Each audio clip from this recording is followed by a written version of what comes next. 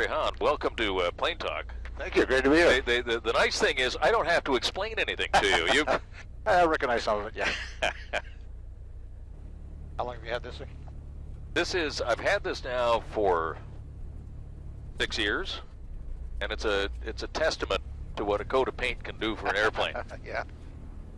It's a 1972. Wow.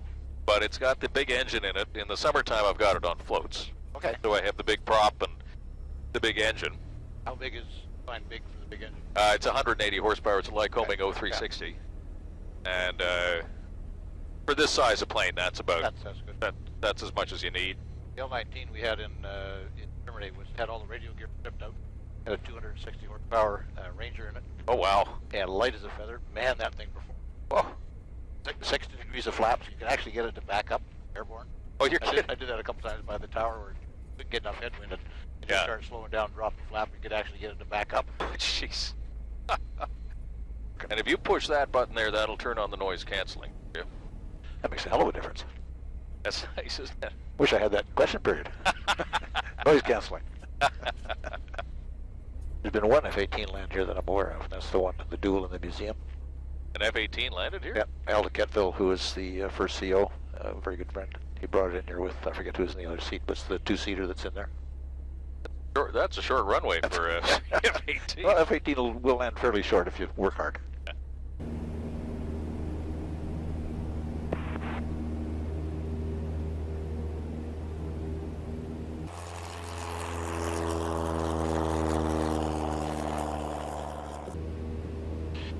Feels good. Look at that day. Perfect. Oh, that's lovely. Yeah, I want to do some of this when I'm finished. Just go back recreationally. It's you know what? We all need something to throw our money away on. This is as good as it gets, as far as I'm concerned. Laurie Hawn, Member of Parliament, and more importantly, former fighter jet pilot. Welcome to my humble abode. Well, thanks, Tom. It's a little slower than I'm used to, but this is great. Anytime we get flying is wonderful. Well, it's good to have you here. So what we want to do is we want to get to know you a little bit better. Sure. And what better place to get to know somebody than in the cockpit of an airplane? Absolutely. So let me ask you this for starters. You're not running a game. No, sir. Why aren't you running for Parliament game? Well, you know, I'll be turning 68 in a month. When we got into this, my wife and I said we wanted to serve for 8 to 10 years. It'll be 9 years and 9 months.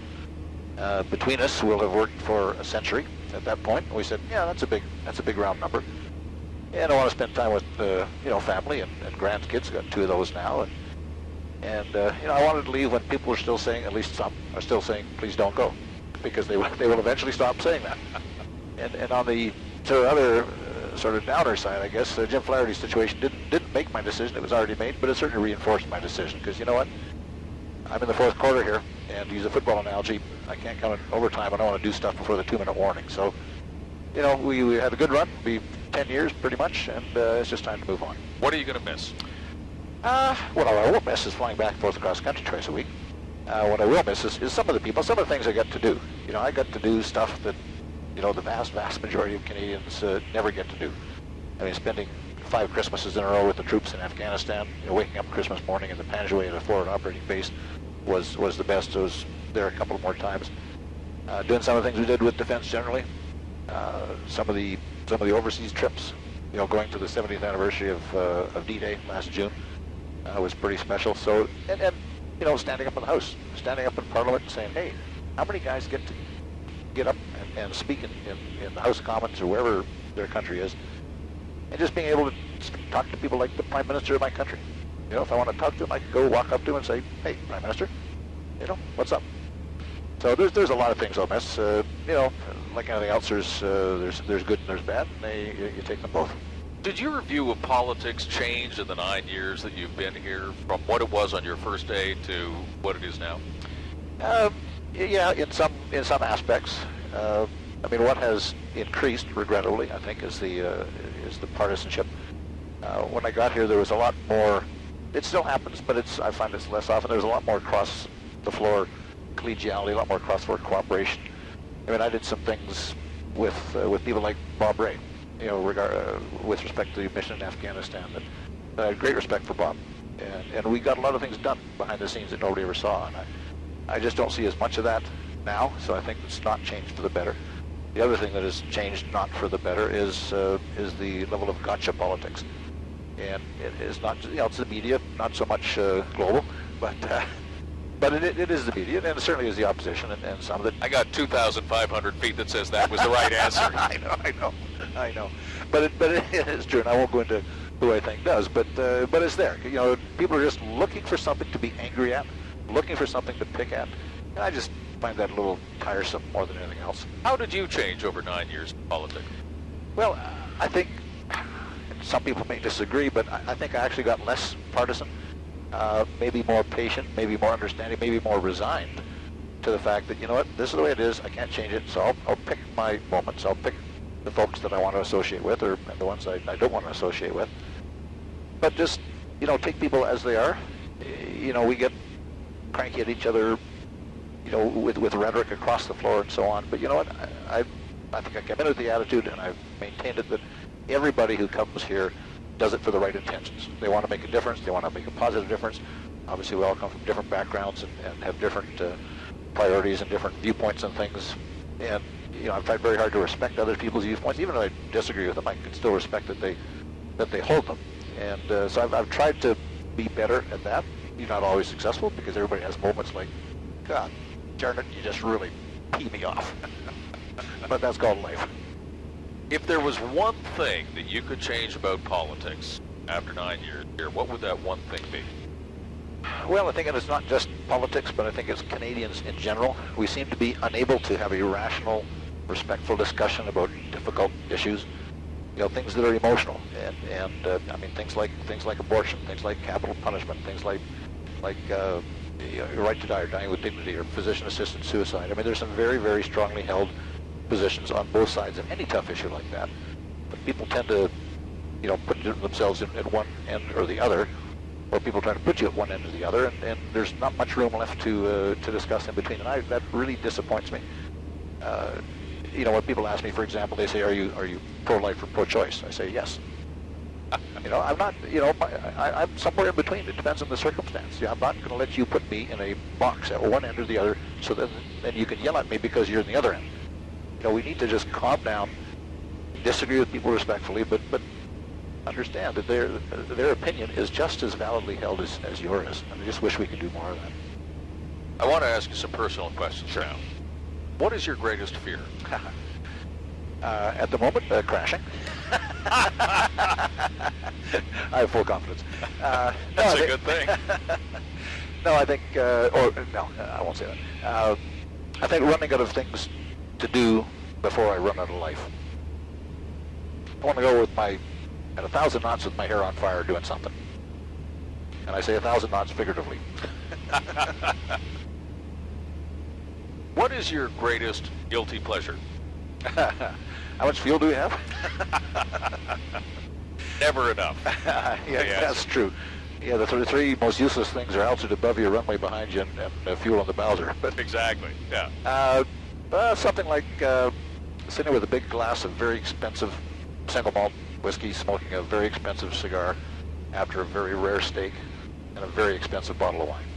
Red wine. That's a guilty pleasure? Well, some people might. I think it's perfectly normal. The guilty ones I can't tell you about. On what occasion do you lie? Tom, lie? Politician? What a terrible question. You're going to tell me you never lie, and that's probably one of the biggest lies. Well, I could tell you that, but then I'd be lying. Exactly. Yeah. Probably things like, have you ever lost a dogfight? No fighter pilot's ever lost a dogfight. Have you ever had a bad landing? No. Yeah. I've had some better than others. The worst landing I ever had was in the back of a Canadian Forces Boeing 707 that actually landed short in Ottawa, bounced up onto the runway. People were screaming. The weather was crappers. It was at or below limits. So the thing shuddered to a halt, and whoever was doing the intercom came on and said, "Well, folks, that's the last time we let the flight attendant land this thing." What is your most overused phrase or expression? Well, probably rubbish, which is a one-word heckle that I use from time to time in the house when somebody has exceeded my personal threshold of pain. In other words, when they've disagreed with you. Respectfully. No, when somebody, I mean, some things I'm passionate about. Veterans is one. Military is another one. When people say what I think are, dishonest or misleading or frankly stupid things, and I'm not a big heckler, partly because I sit right by the speaker and he gets cranky at me. Yeah. So every once in a while I'll come up with just a one word, and I can have a fairly loud voice, and just a one word, rubbish, and he looks at me and gives me a little frown, but I say, look, I'm a lot better than everybody else who's yapping off all the time. So is that the word that you'll be remembered by in politics? Oh, quite possibly. Certainly my colleagues around me will remember that. What talent would you like to have that you don't have now? Well, when I was young, new pilot, new wings, I used to race sports cars, TR3s and stuff, and I just loved that. I would love to to drive Formula One. And you don't have that talent now? Well, I haven't tried it, so I don't know, but I'm willing to give it a shot. Okay. Anybody listening, call Laurie if you've got a car that he can drive. Politics isn't forever, and for you it's coming to a close. Yep. What's next? Well, in 201 days, but who's counting? I'm going to salute smartly at midnight on October 19th and ride off into some kind of a sunset. I want to stay busy. I want to, you pick up so much experience and so many contacts and knowledge and a variety of things in this job. It'd be really a shame to waste it. So I'm going to sit on a number of boards. I've been saying no a lot on the good advice of some people that said, learn to say no right away or you're going to screw yourself. But I have said yes to the Glenrose Rehabilitation Hospital in Edmonton, which is a fabulous place. I've had a lot to do with them for the last 8 or 9 years. They're probably the gold standard of physical and mental rehab in probably North America.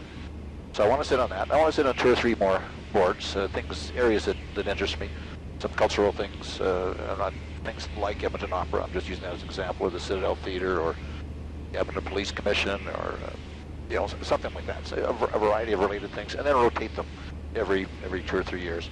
But I'm going to spend time with my grandkids and my kids and my wife, and we're going to do some traveling, some golfing. I love to golf. Haven't done nearly enough of it for the last 9 years. So I'm going to be busy, very busy. If you had a time machine, what period in history would you go back to? I would probably go back to World War II and fly Spitfires. The two of the many airplanes I've never flown, the two that I most wish I had flown are the F-86 Sabre and the Spitfire. I would love to go back and do that. This brings up an interesting question. When the history is written about Laurie Hawn, is it going to be Laurie Hawn, fighter jet pilot, and then MP, or Laurie Hawn, MP, former fighter jet pilot? Well, I hope it'll be Laurie Hawn, fighter pilot MP, who cared about people, who cared about his country, who cared about his family, who made commitments and tried to live up to them, tried to keep them. People look at people from their own lens, not from your lens. I can't tell people what to think of me. I just have to say, look, here's who I am, here's what I've done. You make your own judgment. What was the better job, being a fighter jet pilot or an MP? Not even close. Flying fighters, hands down. This is a pretty darn good second best, but hands down, flying fighters. I mean, the airplanes, the people, the jobs, the places, nothing will top that. Okay, well, you've probably been sitting here for the last 15, 20 minutes saying, for God's sakes, when's he going to give me the controls of the airplane? It's crossed my mind. Well, the time has come, sir. All right. So show me how you can transform this plane into a CF-18. I'm going to sit back and relax and you're enjoy going to have to show me where the afterburner is for openers. Oh, I left that back home. I forgot it, yeah. Okay, no problem. No, I'm only kidding about it. You really don't do aerobatics in this thing. Well, not with paying passengers. That's okay, I didn't pay a cent. Well, I mean, we can do a little 0 Gs if you want. I mean, that's easy. Well, just some wing overs. I mean, I'm not sure what your tolerance is. Well, I know what your tolerance is. Mine's pretty high. Okay. Okay, that's pretty good. Try to keep the ball in the middle, or somewhere in the middle.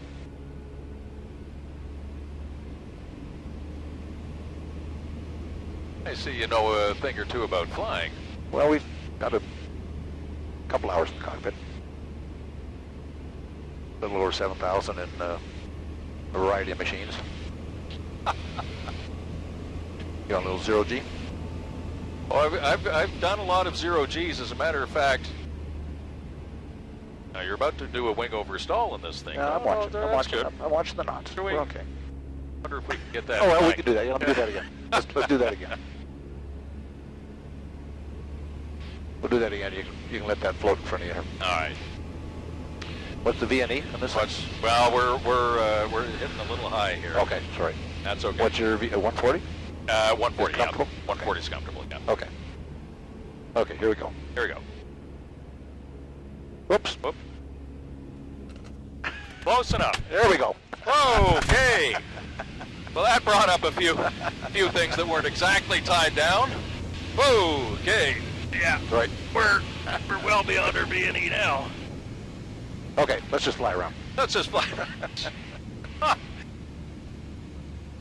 Okay, you know, we did those sort of maneuvers with Joe Oliver and Jason Kenny, but not quite as well as you did. No. And not quite as deliberately as you did either. That's pretty impressive stuff there. So, basic stall, what's the stall speed in this thing? Stall speed's about, in this configuration, is about 45. Okay, just do a basic stall. Go.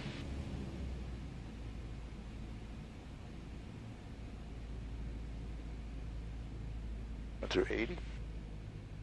We're down, yeah, this is 80 miles an hour. You're talking Old 45 gauge. miles an hour, right? Not knots. Should be 45 knots. Oh, okay, okay. So we're we've coming got, up. well, Yeah. coming up. Yep. There's There the we go. warning. Yep. And it's just a nice mushy stall. Yep. Can't hurt yourself with that. Oh, these planes are pretty good. I mean, you have to really work hard to get yourself into a fix in these Yeah. things. And I won't do it at this altitude, but you do incipient spins and Oh, yeah. on this thing. Oh, yeah. Yeah. Dozens of them. Yeah. Dozens of them. Some of them even intentionally. Yeah, that's right. Every now and again. We could do a couple more wing overs.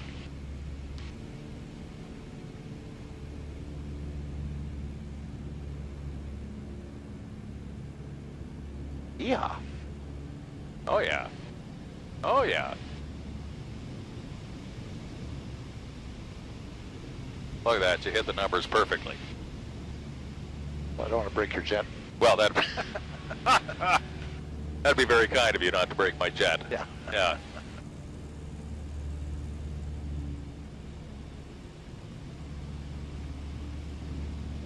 Ski hills are still open? They're still open. I don't see anybody on them, though. I think Nope. everybody's decided that's it. That's pretty weak.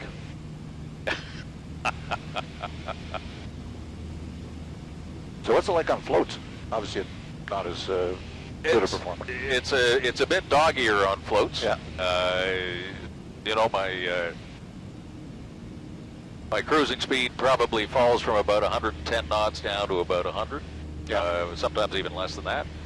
But I've got 2350 floats, so they're good size. They've got compartments, and it's not a homesick angel on on floats, but it gets into a beautiful lake pretty nicely. I'll bet. Yeah, yeah.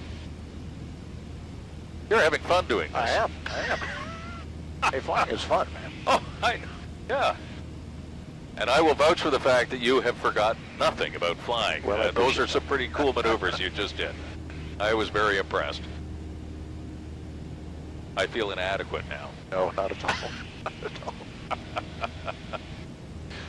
The only place we can't go, Laurie, is right over there. That's Harrington Lake. Ah. Well, I should say you can go there once. Yeah. But not twice. They get cranky. Yeah, yeah. You're so sensitive. Just tell him it's me. I'm sure he'll feel safe. Well, I think he'd want to see photographic evidence that Yeah. it was you. Well, that's what we're doing. Yeah, well, there you go. Okay. So which exactly is Harrington Lake down there? Well, Harrington Lake's up there, Okay. Okay. and then Beach is just beyond it. Right. So Harrington Lake's the one peeking over the hill there? Yeah, to the right of the hill. Okay. Yeah. Yeah. I mean, we can go a little bit closer. The exclusion zone is only a 2 nautical mile radius around the house. Well, around the whole lake, actually. So Now, I don't suppose you've ever offered to take the PM flying to do this? I offered. Yeah.